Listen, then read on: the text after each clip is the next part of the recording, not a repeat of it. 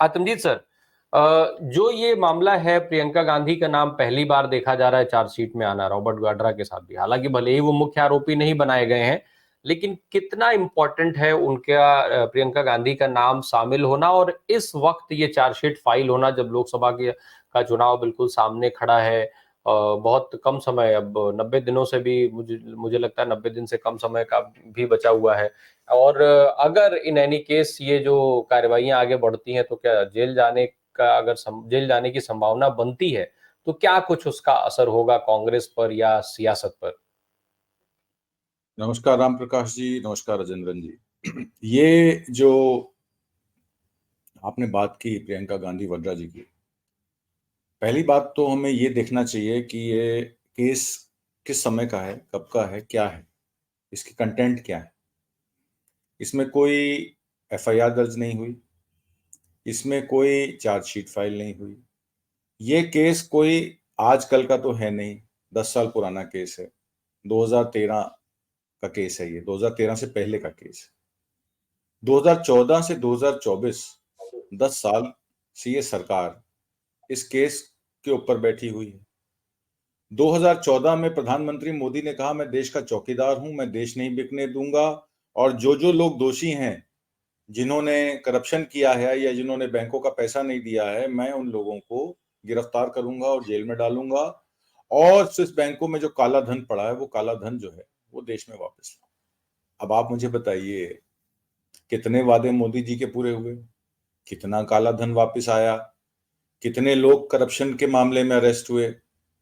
तो ये सब ऑप्टिक्स हैं जो इलेक्शन के समय खोले जाते हैं।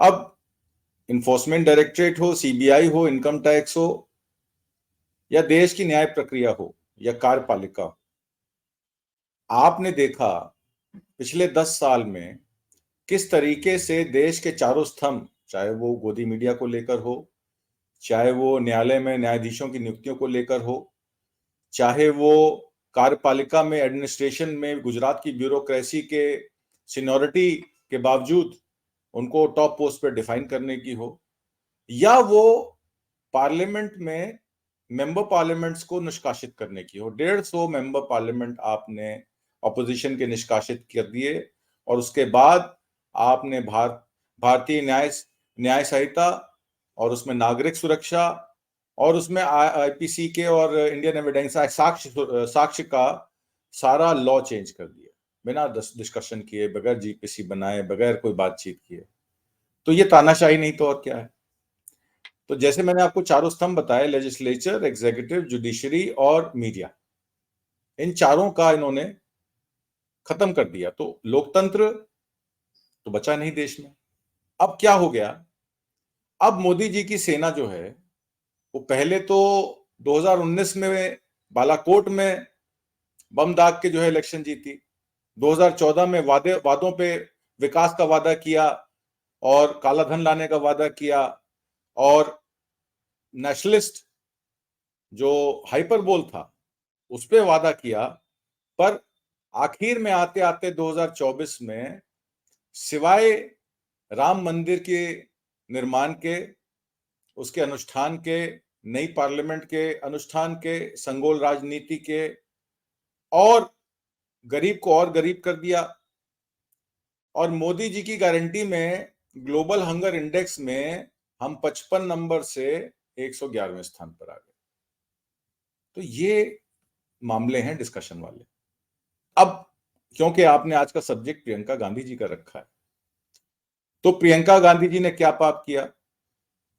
अगर मान लीजिए राजस्थान में उनके नाम पे जमीन खरीदी गई 15 लाख में, और उसको 3 या 4 साल बाद 40 लाख की बेच भी दिया गया, तो कौन सी प्रॉपर्टी डीलिंग में 15 लाख की जमीन खरीद के 40 लाख की नहीं बेची जाती? भाई आप बता दीजिए। आदमी अपनी प्रॉपर्टी बेचता है, कैपिटल गेन्स टैक्स से बचने की वजह से वो एग्रीकल्चरल लैंड या रेजिडेंशियल प्रॉपर्टी खरीदता है।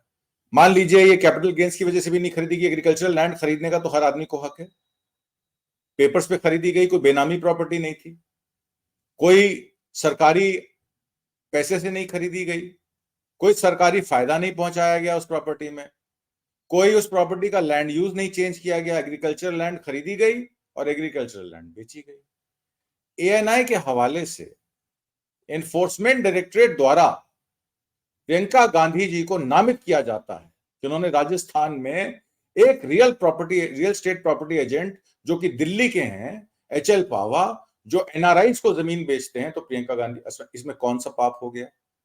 क्या रियल स्टेट एजेंट दिल्ली में नहीं है? क्या वो प्रॉपर्टी की खरीदो बेच नहीं करते हैं? एनआरआई को प्रॉपर्टी बेचना क्या पाप है? क्या काला धन आया था इस प्रॉपर्टी को खरीदने? 15 लाख की मात्र प्रॉपर्टी जो 40 लाख में बेच भी दी गई। अगर वो प्रियंका गांधी के नाम से ली गई और प्रियंका गांधी के नाम से बेची गई तो इसमें एनफोर्समेंट डायरेक्टरेट या मोदी जी की सेना को दर्द क्यों हो रहा है भाई? एक नॉन इशू को आप कोर इशू बनाते हैं। आप पब्लिक का भड़काने के लिए, उनका दिमाग जो है वो सटकाने के लिए आप प्रियंका गांधी, राहुल गांधी को टारगेट करते हैं। आप मणिपुर नहीं जाते हैं, वहां यौन शोषण होता है, महिलाओं को नंगा करके, निवस्त्र करके उनको परेड किया जाता है, उनके गुप्तांगों को हाथ लगाया जाता है, रेप के केसेस हैं। कितने लोगों की जो है मास बरियल कर दी गई मणिपुर में, प्रधानमंत्री मोदी ने एक शब्द नहीं बोले उनके बारे में।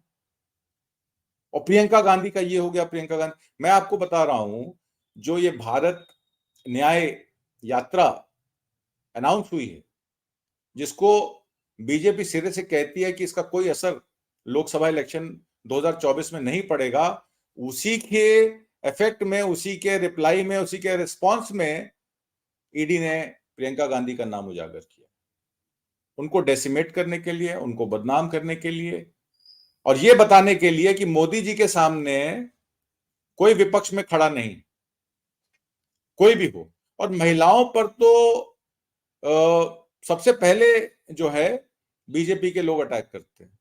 महिला वंदना अधिनियम पार्लियामेंट में पास कराते हैं और उसके बाद महिला पार्लियामेंटेरियंस को ही पार्लियामेंट से पहले वो निकाल देते हैं। एथिक्स कमेटी रिपोर्ट लाके, महुआ मित्रा का केस बता रहा हूं, वो महिला चीफ मिनिस्टर वेस्ट बंगाल की ममता बनर्जी को, जो दिल्ली आई कलकत्ते से चलकर, नरेंद्र मोदी को कहती हैं, मोदी जी को कहती हैं कि भैया हमारा 3 लाख करोड़ रुपए का जीएसटी पड़ा है, ऑडिट रिपोर्ट आपके सामने है, मेरा पैसा रिलीज कीजिए।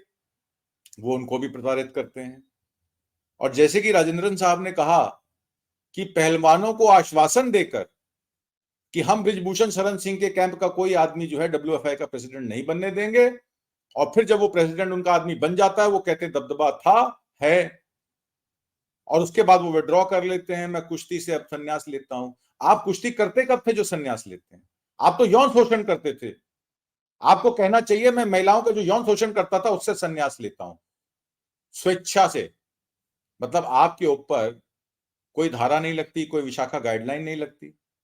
अगर यही किसी ऑपोजिशन एमपी के ऊपर इल्जाम होता तो आईओ ने उसको पहले ही अरेस्ट कर लिया होता, क्योंकि उसमें अरेस्ट का प्रावधान है, unless proven innocent. Brijbhushan Sharan Singh आराम से घूम रहे हैं, सेशन कोर्ट से उनको बेल मिल गई, अब एमपी एमएलए कोर्ट में केस चलेगा, विटनेसेस आएंगे। 7 महिलाएं जो अपने घरों से खेल में अपना नाम कमाने निकली, ओलंपिक मेडल विनर्स थी, उन्होंने बीड़ा उठाया कि पता नहीं हमारे पीछे कितनी महिलाएं हैं, कईयों को तो, कई सैकड़ों को तो हम जानते हैं जिनका यौन शोषण हुआ है लखनऊ कैंप में और दिल्ली कैंप में और इनके ऑफिस में, और कितनी महिलाएं हैं जिनको पहलवानी के नाम पर उनका शोषण किया गया। ये 7 महिलाओं ने बीड़ा उठाया, वो घरों से निकली, उन्होंने अपनी ये चिंता नहीं की कि हमारा फ्यूचर क्या होगा। आपको पता है हमारी सोसाइटी कितनी पैट्रियार्कल है, कितनी पैतृक है। इस तरीके की बात आती है तो पहले शक की सुई औरत पे जाती है कि भाई औरत की वजह से तो नहीं हुआ, इसने क्या होने दिया। आदमी पे इल्जाम नहीं लगता है हमारी सोसाइटी में, पर उसके बावजूद उन्होंने अपने फ्यूचर की चिंता ना करते हुए एक आदमी के खिलाफ 7 महिलाओं ने एफआईआर दर्ज की, और पुलिस ने क्या किया, हम कार्रवाई कर रहे हैं, हम छानबीन कर रहे हैं, जब तक बेल नहीं मिल गई उन्होंने कार्रवाई नहीं की, और बेल मिलने के बाद उन्होंने चार्जशीट फाइल कर दी और उस पर केस चला रहे हैं।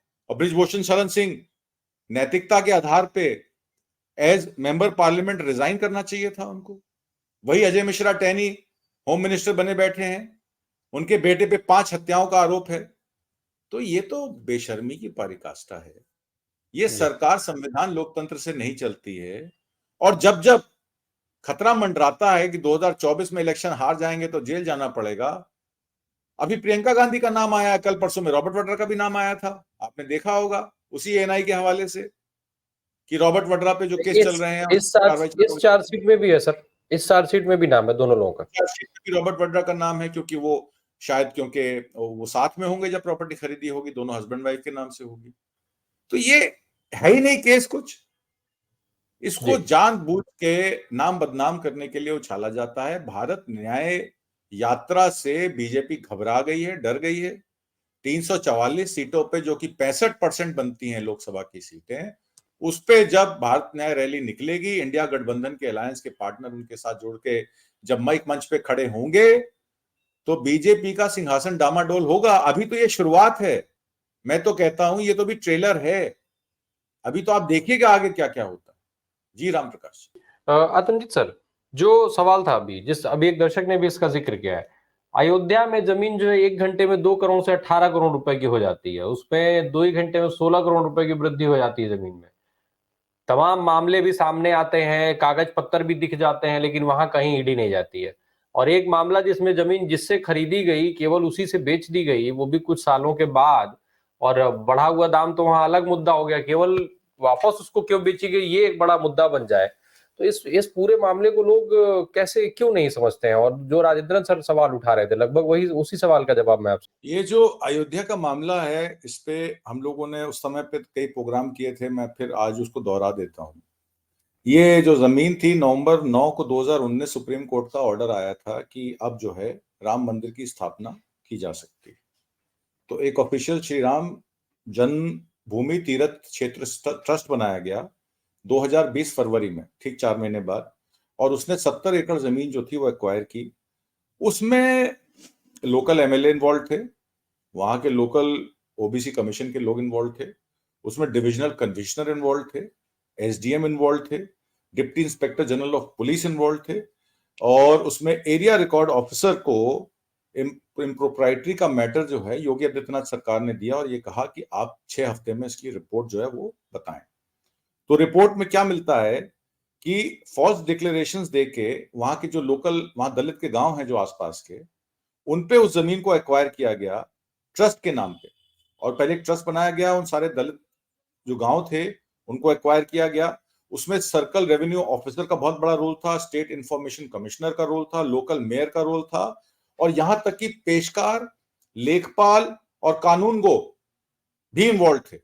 ये उस रिपोर्ट में निकल के आया, और 5 केसेस में एक ट्रस्ट का नाम आया, महर्षि रामायण विद्यापीठ ट्रस्ट, जिसके संस्थापक वही चंपक हैं जी हैं जो राम जन्मभूमि ट्रस्ट का जो काम देखते हैं।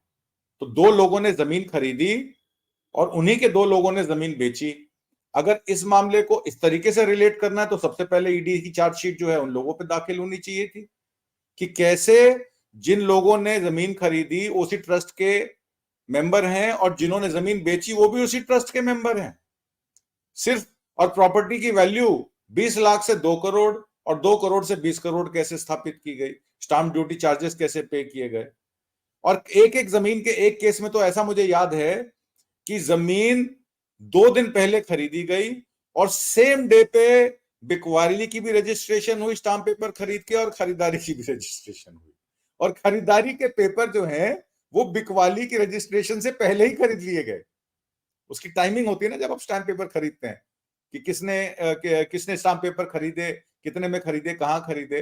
तो खरीदने वाले ने पहले स्टाम्प पेपर खरीद लिए, और जिसने बेचनी थी उसने पहले अपने नाम रजिस्ट्रेशन करानी थी, उसके पेपर बाद में बिके। तो ये सब चीजें राम मंदिर ट्रस्ट में हुई, आप इस बात का ज्ञान कीजिए।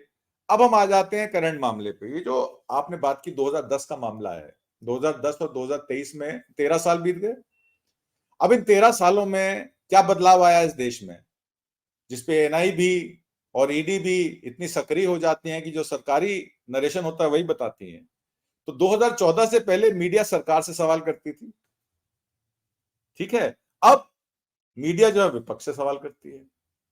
2014 से पहले प्रधानमंत्री मोदी जो हैं वो लोगों से सवाल करते थे कि देखिए कितना करप्शन है, कितना ये है, कितना वो है। कोयले की खदानों में 2G 3G में देखिए कितनी इम्प्रोप्राइटरी हो रही है, देश का पैसा बाहर जा रहा है, डॉलर की वैल्यू गिर रही है, सिलेंडर इतना महंगा हो गया है। आज वो सवाल विपक्ष से करते हैं अपने मिनिस्टरों से नहीं करते, उनसे नहीं पूछते भैया महंगाई क्यों हो रही है। 2014 से पहले नागरिक सरकार को दोषी ठहराते थे। फिर आपका आया कि स्वच्छ भारत अभियान आया और कई सारी ऐसी चीजें आई, तो नागरिकों को लगा ये हमारी ही गलती है भाई, सरकार का तो कोई दोष है ही नहीं। आज की डेट में नागरिक अपने आप को दोष ठहराते हैं, सरकार को दोष नहीं ठहराते। हम ही गलत थे जो ओपन में शौच करते थे और ये सब करते थे। पहले हमको अपना घर ठीक करना पड़ेगा, जब हम सरकार से सवाल करेंगे। 2014 से पहले कॉर्पोरेट मीडिया के खुलासों से डरता था। फलाने कॉर्पोरेट ने जमीन खरीदी। आपने भी हाल ही में देखा कि एक शख्स पे, अनिल अंबानी पे 47,500 करोड़ रुपए का कर्जा है, और उसी की कंपनी एनसीएलटी से रिलायंस कम्युनिकेशन 455 करोड़ रुपए में है, उन्हीं के भाई मुकेश अंबानी खरीद लेते हैं। तो 47,000 करोड़ का कर्जा और 455 करोड़ रुपए में 1% रेट पे कंपनी खरीद लेते हैं, तो 99% बट्टे खाते में नहीं जाएगा तो कहां जाएगा। तो मीडिया जो है अब कॉर्पोरेट के कब्जे में हो गया। तो मीडिया सवाल कैसे करेगा कॉर्पोरेट को, क्योंकि मीडिया ने ही कॉर्पोरेट चैनल्स को ओन कर लिया। सीएनबीसी अदानी साहब की, एनडीटीवी अदानी साहब की, तो सवाल करने वालों को तो खरीद लिया कॉर्पोरेट्स ने, तो मीडिया सवाल कैसे करेगी। और 2014 से पहले संसद में मंत्रियों को घेरा जाता था, आपने देखा है। अब मंत्रियों ने संसद को घेर लिया है, 150 एमपी बाहर निकाल दिए, बाहर बैठिए आप, आपकी जरूरत ही नहीं है। और इन सब चीजों को अगर आप देखेंगे, चाहे वो अभिव्यक्ति की आजादी हो, पीएम मोदी साहब ने 2014 के बाद अगर एक भी प्रेस कॉन्फ्रेंस की हो, एक भी सवाल का जवाब दिया हो, तो आप बता दीजिए। पहले संस्थानों में अपनी बात पर कायम रहने की कोशिश की जाती थी, ठीक है, जितनी भी संस्थान थी, चाहे वीडी को ले लीजिए, आईटी को ले लीजिए, सीबीआई को ले लीजिए, पुलिस को ले लीजिए। अब क्या हो रहा है कि यही संस्थाएं सरकार का नरेशन जो है उसको प्रमोट कर रही हैं, मतलब इतनी उसमें भेद हो गई। और फिर सरकारों द्वारा सांप्रदायिक ताकतों को रोका जाता था, उनको जेल में डाला जाता था, और सांप्रदायिकता के नाम पे जीरो टॉलरेंस होती थी। अब जो सांप्रदायिक सद्भाव बढ़ाते हैं, राजेंद्र जी जैसे लोग, आप जैसे लोग, उन पे ही गिरफ्तारी का हो रहा है। 10-10 साल से जेल में पड़े हैं क्योंकि वो एक समुदाय के लोग हैं। प्रबीर पुरकायस्थ का केस न्यूज लिक में आपने देख लिया, उन्हीं के सीए को अप्रूवर बना दिया गया डंडा मार के कि तुम प्रबीर पुरकायस्थ के खिलाफ बोलो ताकि इसका चैनल बंद हो जाए, अभिव्यक्ति की आजादी बंद हो जाए। और जिनकी पहले कभी रीढ़ की हड्डी होती थी, आज उनकी रीढ़ की हड्डी जो है वो खत्म हो चुकी है। ये सिर्फ चेयरमैन राज्यसभा की बात नहीं कर रहा हूं, मैं इस देश के प्रमुख नागरिक, प्रथम नागरिकों की बात कर रहा हूं, जो पहले सरकार की आलोचना करते थे, वो सरकार की आलोचना करते थे, ट्वीट्स डालते थे। आज वही जो सरकार की आलोचना करते थे, आज सरकार के बारे में बिल्कुल चुप है, उनके मुंह में दही जम गया है। उनकी रीढ़ की हड्डी की बात कर रहा हूं। और जब नागरिकों ने कहा कि सिलेंडर भाई महंगा ऐसा सस्ता कब होगा, हमको खाना कब मिलेगा, तो महंगाई के दौर में लोगों को चुप करा दिया जाता है, कह दिया जाता है 80 करोड़ लोगों को राशन मिलेगा, किसान सम्मान निधि मिलेगी, हर घर जल मिलेगा, आयुष्मान कार्ड मिलेगा। पर जब सीएजी कहती है आयुष्मान कार्ड में घपला हो रहा है, पीएम आवास योजना में घपला हो रहा है, सही लोगों को पीएम आवास योजना का जो है बेनिफिट नहीं मिल रहा है, या स्वच्छ भारत अभियान के नाम पे जो टॉयलेट बनाए गए हैं उसमें हेरा फेरी है, तो जहां जहां ठेकेदारी है वहां वहां ये सरकार जो है ठेके पे पैसा रिलीज करती है और उसी में से कमीशन खाती है। अब ये सरकार पूरे भारत में सिर्फ 40% की रह गई। पहले वो 40% कमीशन लेती थी, अब 40% लोगों की सरकार रह गई है। बाकी 60% लोगों से उनको कोई मतलब नहीं। वो कहती है हम 40% वोट पे डिपेंडेंट है, उन्हीं लोगों के लिए हम काम करेंगे, बाकी 60% लोगों को हम संसद से और इस देश के निष्कासित कर देंगे, जो ज्यादा बोलेगा वो पाकिस्तान चला जाए। जी राम प्रकाश जी। आतम जी सर, चलते चलते अंत में आपसे एक समझ लूं कि जो जिस तरीके से अभी इतने पुराने मामले में प्रियंका गांधी का नाम सामने आया है, क्या अब ये माना जाए कि चुनाव के पहले जो है राहुल गांधी और सोनिया गांधी का नाम भी अन्य मामलों में, या ईडी की जो फाइलें हैं वो फिर से उसको भी सक्रिय हो जाएं, बुलावे आने लग जाएं, जवाब सवाल होने लग जाएं, कुछ इस तरीके की संभावनाएं हो सकती हैं? जो नेशनल हेराल्ड वाला केस है उसमें तो ऑलरेडी इन्होंने इस केस को बेल पे अटकाया हुआ है, और उसमें वो कह देंगे कि ये तो दोनों बेल पे घूम रहे हैं, उसको फटाफट फास्ट ट्रैक करने की कोशिश करेंगे उसमें सजा दिलाने की कोशिश करेंगे। और अपने इनके जो क्रोनी कैपिटलिस्ट हैं, अब अदानी साहब की बात बताता हूँ, छोटी सी बात है। ओसीसीआरपी की एक रिपोर्ट आई थी और ओसीसीआरपी की रिपोर्ट ने ये कहा था कि इनके भाई जो गौतम अदानी हैं वो स्टॉक पार्टेकिंग करते हैं, उनकी बेनामी कंपनियां हैं और बाहर से उसी के अदानी के स्टॉक्स खरीदे जाते हैं और उनको 100 रुपए से 4,000 रुपए तक ले जाने में गौतम अदानी का हाथ है। और उस पर क्लैरिफिकेशन ओसीआरपी के जर्नलिस्ट ने अदानी को मेल रख के मांगी उनसे कि आप अपने मेल में जवाब दे दीजिए, ये हमारा फोन नंबर है, नहीं तो फोन करके हमें बताइए। अब बात यह है कि 24 घंटे के अंदर एमनेस्टी इंटरनेशनल की रिपोर्ट है जो वॉशिंगटन पोस्ट में आई है, वो ये कहती है कि 24 घंटे के अंदर उनके उस आदमी जो उनका जर्नलिस्ट था जिसने ये रिपोर्ट मांगी थी अदानी से, क्लैरिफिकेशन मांगी थी, उसके फोन में पेगासस सॉफ्टवेयर के मॉलवेयर के ट्रेसेस मिले। अब पेगासस कौन बनाता है? इजराइल की कंपनी एनएसओ बनाती है। और वो कौन इस्तेमाल कर सकता है? वो सिर्फ सरकार इस्तेमाल कर सकती है, क्योंकि एनएसओ कहती है कि सिर्फ सरकारी तंत्र को आंतरिक और एक्सटर्नल सिक्योरिटी के लिए, सुरक्षा के लिए वो सॉफ्टवेयर बेचा जाता है, वो बड़े बड़े सर्वर्स पे ऑपरेट होता है। हमारे जैसा, आपका जैसा आदमी उसको ऑपरेट नहीं कर सकता है। तो अदानी पे जब ओसीसीआरपी ने इल्जाम लगाया, कंसोर्टियम ऑफ जर्नलिस्ट ने, और उनसे रिपोर्ट, उनसे क्लैरिफिकेशन मांगी, तो उनके फोन पे पेगासस मालवेयर का होने का मतलब यही है कि अदानी जी ही सरकार है मोदी जी की, और मोदी जी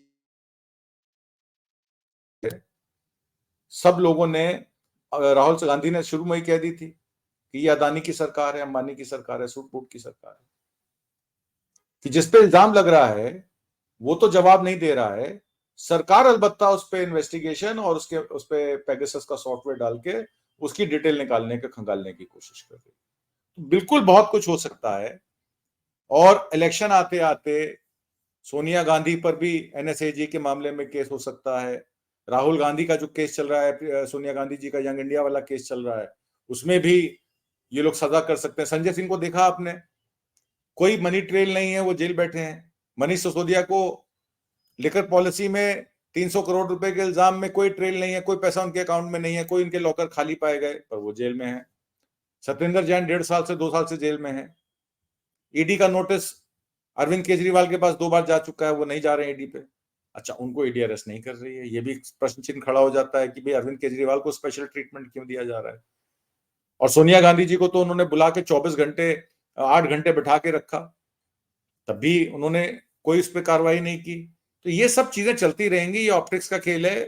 प्रधानमंत्री मोदी जिन्होंने 2014 में वादा किया था कि करप्शन के मामले में वो लोगों को सजा दिलाएंगे, अब 2024 के इलेक्शन आते आते उनको अपने पुराने वादे याद आ रहे हैं जिनमें कोई दम नहीं है, कोई प्रूफ नहीं है।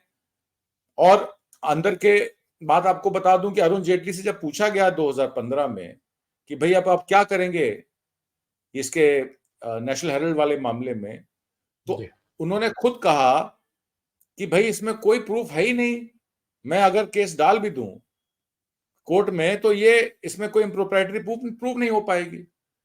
एक ऑर्गेनाइजेशन ने पैसा दिया, एक ऑर्गेनाइजेशन ने कंपनी खरीदी और वो कंपनी उनके पास है, कोई इम्प्रोप्राइटरी का उसमें केस बनता ही नहीं है। तो ये बेमतलब के बेईमानी से जो ये लोग इस चीज को उठाते हैं कि अगर राहुल गांधी, प्रियंका गांधी, सोनिया गांधी का नाम डाल दोगे तो सेंसेशनलाइज हो जाएगा, लोगों को लगेगा वाकई इन पे काला पैसा है, काला धन है। जो काला धन पिछले 13 सालों में नहीं मिला वो कहां से मिल जाएगा? ओसीसीआरपी रिपोर्ट पे सरकार चुप है, अदानी साहब चुप है। गौतम अदानी पे सरकार चुप है, अदानी साहब चुप हैं। देश के संसाधनों को सस्ते में बेच दिया। मुकेश अंबानी को एनसीएलएटी में 47,000 करोड़ कर्जे की कंपनी 455 करोड़ रुपए में बेच दी। इस पे सरकार का कोई वक्तव्य नहीं आता। कंपनी अफेयर्स मिनिस्ट्री कहां है? फाइनेंस मिनिस्टर कहां है? और कहा जाता है फाइनेंस मिनिस्टर के पास बॉम्ब थ्रेट आई, आरबीआई के गवर्नर के पास, शक्तिदा के पास बॉम्ब थ्रेट आई। बस कहानी यही खत्म हो जाती है। अब सुरक्षा का मामला है, अब सरकार निपटेगी, आर्मी निपटेगी, सारे केस पीछे, और आंतरिक सुरक्षा और बम की जो थ्रेट है उसी पे काम चलेगा। इनसे सवाल मत पूछिए, ये सवाल का जवाब नहीं देंगे आपको, उल्टा आप पे सवाल डाल देंगे कि आप कौन होते हैं सवाल करने वाले। यही तो उन्होंने ऑपोजिशन एमपी से कहा कि आप कौन होते हैं सवाल करने वाले, बाहर निकलिए। ये तो पार्लियामेंट मोदी जी ने बनाई है, जो मोदी जी चाहेंगे वही होगा इस पार्लियामेंट में। देश में लोकतंत्र खत्म है, संविधान की बात मत कीजिए, संविधान की बात करेंगे तो जेल में डाल देंगे। जी राम प्रकाश। जी।